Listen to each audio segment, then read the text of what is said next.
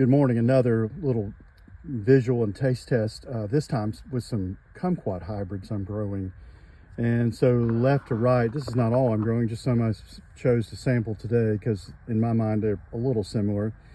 But left to right, I've got Indio mandarinquat, red lime, which bloomed a little late this year for me, so they're not red yet. I'm hoping they'll start coloring pretty soon. And then Thomasville citrangequat and Sinton citrangequat, and you can see there are similarities and differences right now. Indio mandarinquat is probably a Nagami by some type of mandarin. Red lime is something of an unknown, but probably again some kumquat, obviously with some mandarin mixed in. It does produce a somewhat different fruit. Thomasville citrangequat is a three-way cross between a Willett citrange, which is trifoliate by sweet orange, and Nagami kumquat, developed a long time ago. It's kind of the standard bearer for citrangequats because it is edible and useful. You can use it right now and it will start coloring. You see it's just starting to break, and then by Christmas it will be fully colored. And at that time I like to make marmalade with it. It makes really good marmalade. And then Sinton citrangequat, if I am not mistaken, is a rusk citrange, which the rusk is a ruby or ruby blood orange by trifoliate by Nagami kumquat as well, I believe. I'd have to check that. But so they're all slightly different, and yet they share some common characteristics. If you look at the leaves, of course, they all have those very distinctive kumquat leaves. Thomasville, when it's juvenile, will produce trifoliate leaves, but as it matures, it usually turns to single leaves and maintains that. So, first one is Indio mandarinquat. There's the interior.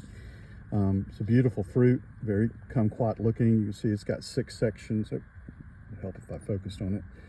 6 sections. The peel is pretty tender and it's sour, but got a very nice flavor, lemon kumquat flavor, and it's certainly edible out of hand. It will sweeten up as it gets more mature, but great little fruit as it is now.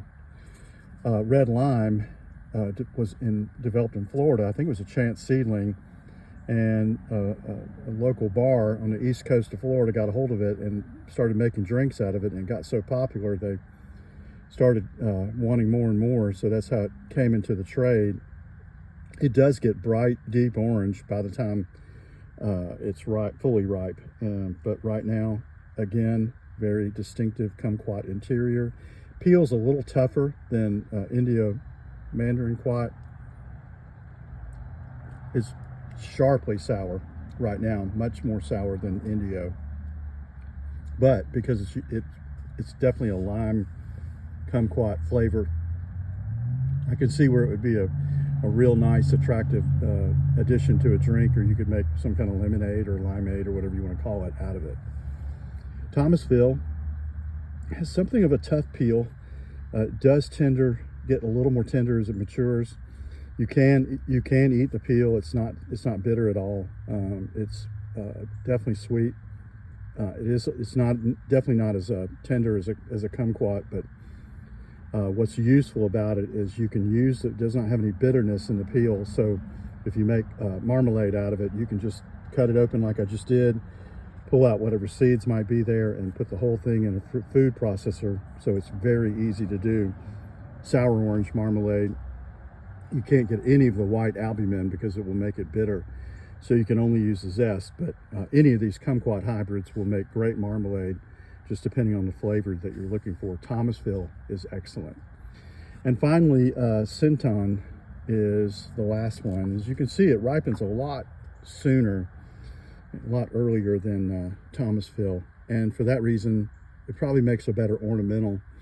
It also is a prettier tree, in my opinion, but it's probably a better ornamental in this climate because here it is, the beginning of November, and it's fully colored and, as far as I can tell, fully ripe. It's sour, but it's not objectionable. It doesn't have any off flavors or nothing trifoliate, and it's Definitely could be used as a lemon or a lime substitute.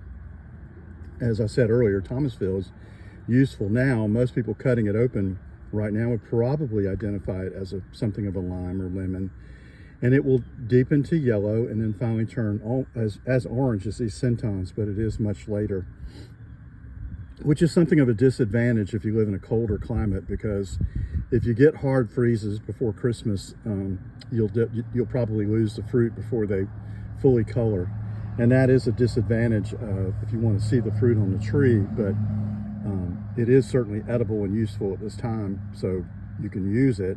It just doesn't look as pretty as it will later. The fruit are pretty resilient. If I've had fruit over winter with no problem, as long as the temperatures stay above 20 and don't go below 25 or for too long, it'll overwinter just fine. Probably, I don't know, maybe a third to half of the winters it will do that here, and you can use the fruit up to February or March, or some of them will even hang on the tree until summer. They tend to dry out by that time, but not unusual even here to see the fruit overwinter.